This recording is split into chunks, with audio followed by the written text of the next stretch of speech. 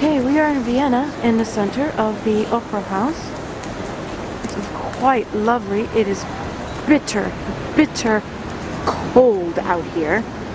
Okay, I can't feel my fingers. It's okay, it's worth the capturing moment. These guys are all dressed in their opera gear, selling tickets for the opera matinee. They have some concerts going on as well.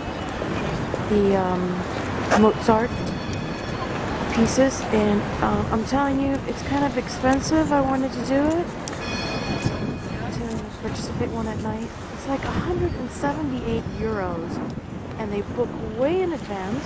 Some people say they book 9 months in advance because it is the biggest thing here during the holidays. I am taking a moment to capture this opera house center, Ringstraßen. Hopefully I said that correctly. So today we get to see the Schönbrunn Palace, Hofburg, I think, something like that palace, Belvedere Palace, the whole city. It's a bit pricey, but when you're limited on time, it's a really good thing to do, actually. It was, what did I pay? 35 euros. At, today I think the exchange rate is 1.43 US per euro. So you do the math. Because I sure as hell don't want to do it myself right now. Oh, postcards. That's what I need to get. Ooh, ooh. Look at these guys. Okay, and this is like the busiest time for all the Euros. All the Europeans are here. Lots of Italian, Spanish, all kinds of nationality. They all come here to Vienna, which is one of the biggest places for New Year's Eve, just like Hogmanay and Edinburgh. And well, let's just say it's just as busy as summer. So, but a bit more pricier, I think, is what the tourist guides were saying. So it's quite interesting. Anyway, the best time to come that's not too expensive and not as cold and not as crowded would be the end of October, November, or February, which is around my birthday, which is usually when I usually like to travel for that reason. This year it has been very cold here. It is -1 today. Yes, you heard me right. It is -1 today. Like I said, I cannot feel my fingers. Okay. I'll be back soon.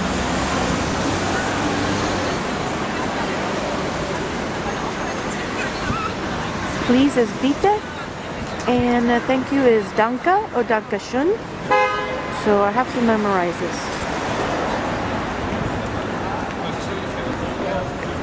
Thus far, I do like it here much better than Prague. Prague was lovely, don't get me wrong, but there's a lot more to see and do here. I will be going to the Mozart Museum, which is in the city center. I have to take the tube train underground again, back one stop. Oh, and what's really good to note is a 24-hour train pass, which is good for train, bus, and tram. 24 hours is 5.70 euro. You can buy a 3-day pass, an 8-day pass. I bought a 1-day pass, gives you a whole 24 hours from the time you validate it. It is worth it instead of having to pay 1.7 euro per ride. When you buy a 1-day, one-ride ticket, it is 1.70 euro one way, as long as you keep going one way direction, and then you buy another one coming back direction. But you know, that can get annoying. You might as well just pay the 5.70 and go in and out anywhere all day long and not have to worry about the different zones, the different times, etc. Let's see, today is the December 29. Yes? I am so confused. Yes, Saturday, December 29th. Right.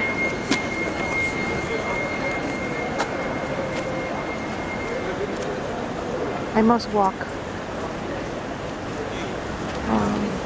to a cathedral and then make it back here for the tour bus. And look what I found, a Starbucks, no lie. Okay, I'm crossing the center, going to a cathedral. Oh, blimey, I can't remember the name of it. Ooh, I'm kind of hungry.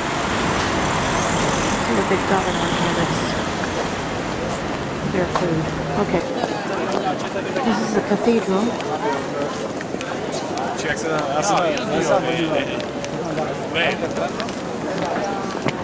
at the details.